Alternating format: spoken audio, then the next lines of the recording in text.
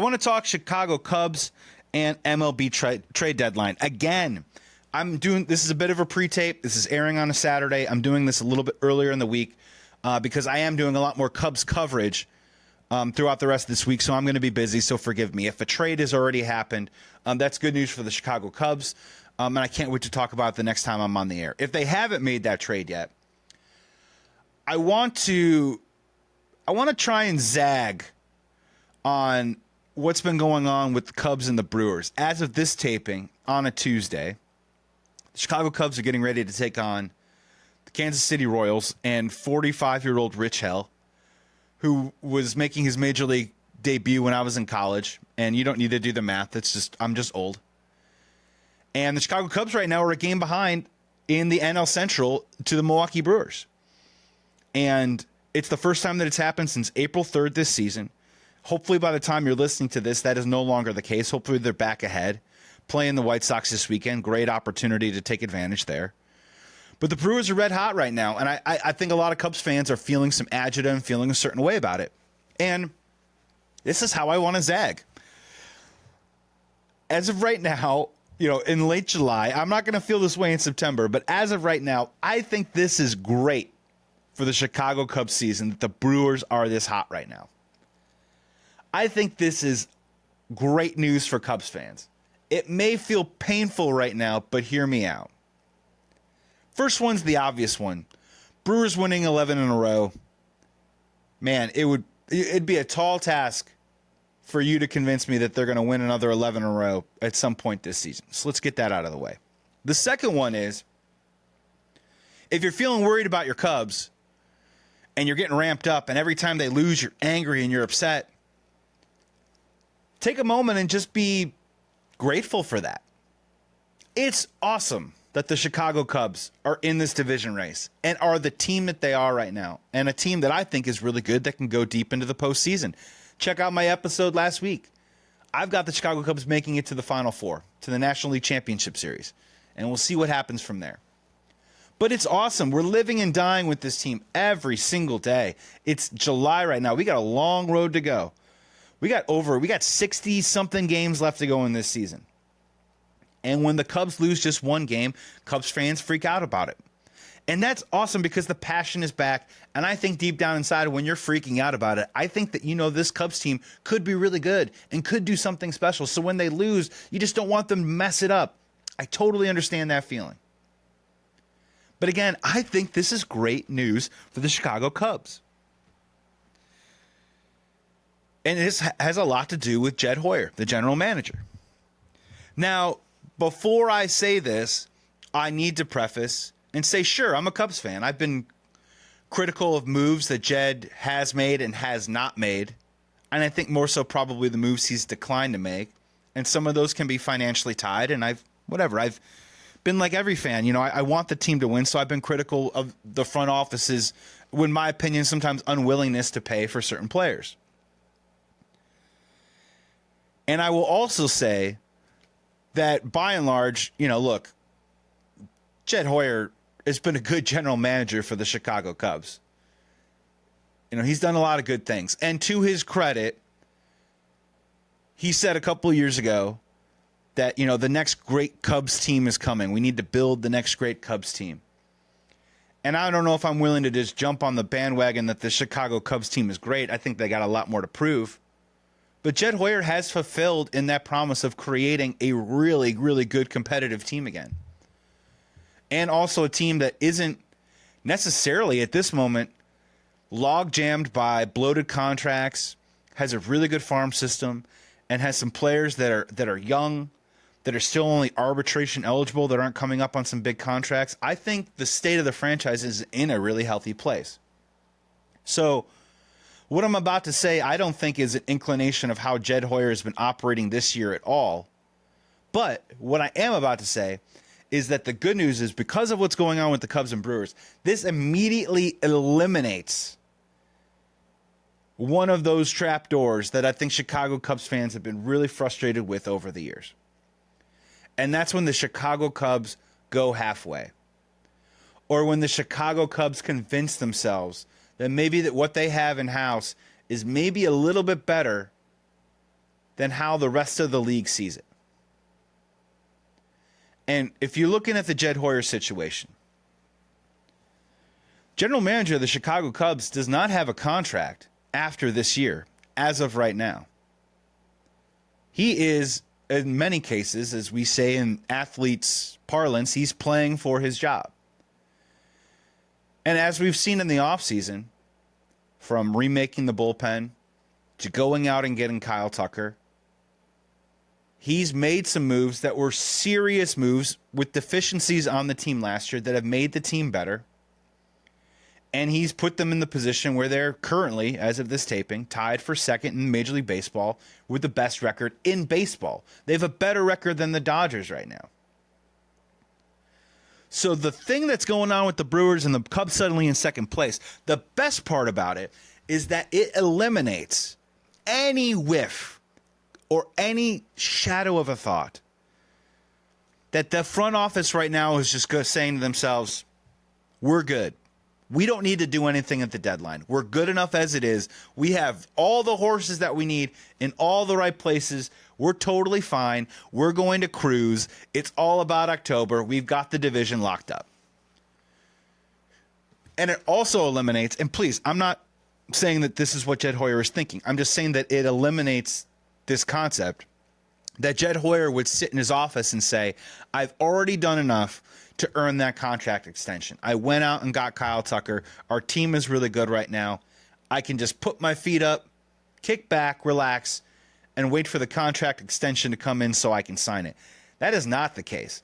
Jed Hoyer, in my opinion, is still very much playing for his job. And in many ways, I think Jed Hoyer cares so much about the Chicago Cubs that I think he'd be playing for it anyways. But at the same time, the job is not done. Remaking of this season, turning the Cubs into the next great Cubs team, the work is not done. And these Brewers getting hot right now is the perfect pressure cooker to put on this Cubs team right now, and specifically Jed Hoyer in the front office, that says, you know what? Over the next couple of days before this trade deadline comes around, I need to make several moves. And I maybe need to make several significant moves. Last week on this episode of Sports Talk Chicago, I asked the question, what would you put the over-under of players acquired right now at 2.5? And I said over. I think you can take that one to the bank. I think the one now that's getting more intriguing is probably that 3.5 number. Could we see possibly 4 new players on the Chicago Cubs in the next week? If it isn't 4, I'm not going to be upset, and I wouldn't be surprised. But I just have this feeling, because of where this season is going, because of the current contract situation going on with Jed Hoyer, because Kyle Tucker is a pending free agent, because of all these factors, and because, let's be honest, Cubs fans, give yourself some credit. Our passion, it's not like our passion never left, but we all know what happens when the Cubs are really, really good. It's a special, different feeling. It's a different version of passion.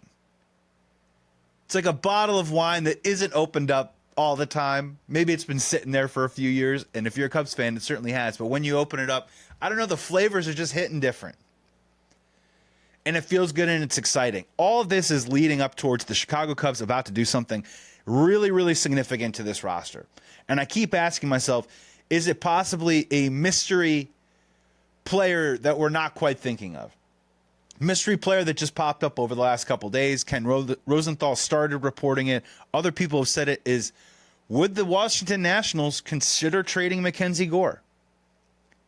Mackenzie Gore is a left-handed, young, front-of-the-rotation ace. He's a guy that can become a separator, and not just the division, but possibly in the National League. And specifically, when you're listening to this right now, the Chicago Cubs are going to start gearing up after playing the White Sox. They're going to go to Milwaukee, and they're going to play the Brewers for 4 games. And there's a strong chance they're going to get a nice dose of Freddie Peralta, the young kid Mizorowski, and a newly healthy, who's throwing gas right now and striking out guys left and right, Brandon Woodruff. And you have to ask yourself the question, you like the Cubs offense, but do they have the rotation pieces to go up against those horses? 1, 2, 3 like that. I like Shota. Love Matthew Boyd. I'll hang up and listen on who the third one is right now. Is it Cade Horton? Or is it a player not yet to be acquired? Trade deadline's coming. And we've seen it before. And sometimes, even for locker rooms, bringing in a pitcher like Mackenzie Gore, or maybe they make that Arizona Diamondbacks deal happen, and it is Merrill Kelly, and it is Zach Gallen. Maybe it is Eugenio Suarez, the third baseman on the Diamondbacks, who currently has over 30 home runs, which if he joined the Chicago Cubs would give them an outside chance at having 5 Chicago Cubs with 30 or more home runs in their lineup this year. It'd be PCA, Kyle Tucker, Michael Busch, Seiya, and Eugenio Suarez. And maybe an outside, if Dansby Swanson got hot, maybe you could talk yourself into it, but that's a little bit of more wishful thinking.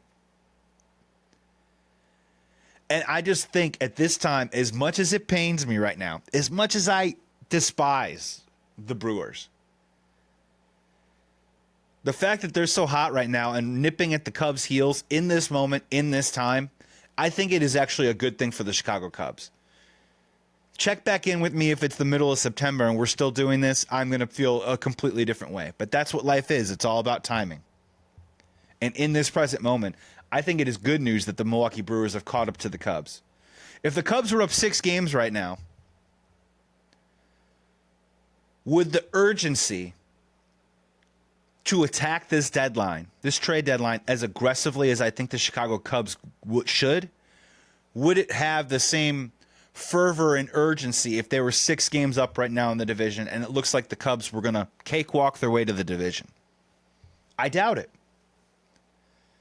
So here in the moment right now, the Cubs now all of a sudden looking up at first place instead of looking down. It's coming at a perfect time for Jed Hoyer to put the foot on the gas and go out there and make some significant roster alterations. And if that happens, those can be the type of momentum catalyst type moves with that influx of talent that could send this Cubs team off.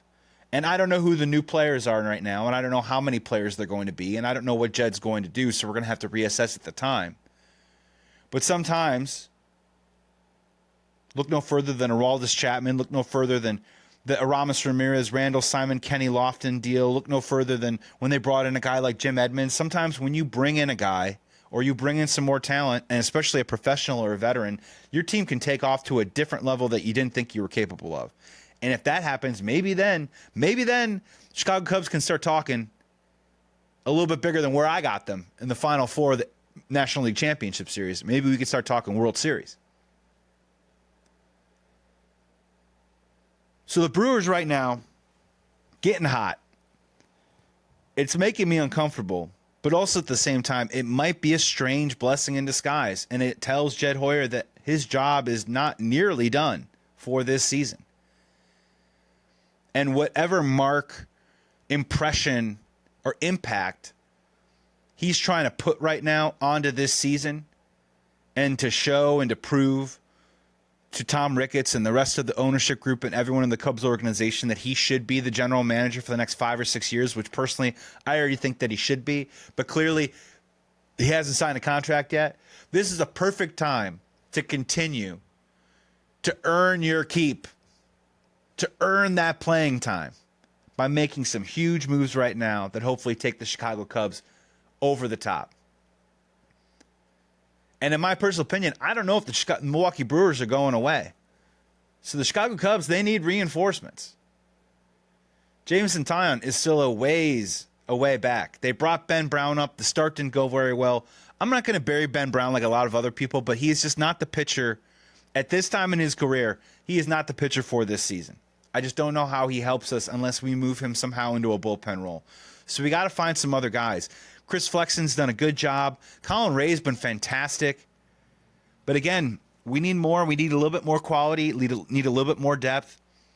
And I think that the Milwaukee Brewers kind of knocking the Cubs off the pedestal for just a little bit, I think it's a good thing for the Chicago Cubs in this moment with the trade deadline, coming down the barrel because they need to make some huge moves. They're not perfect, and they have a very formidable foe in the NL Central. So it's up to Jed Hoyer now over the next couple of days to make those moves and cement his case that he needs to be the general manager of the Chicago Cubs for years to come.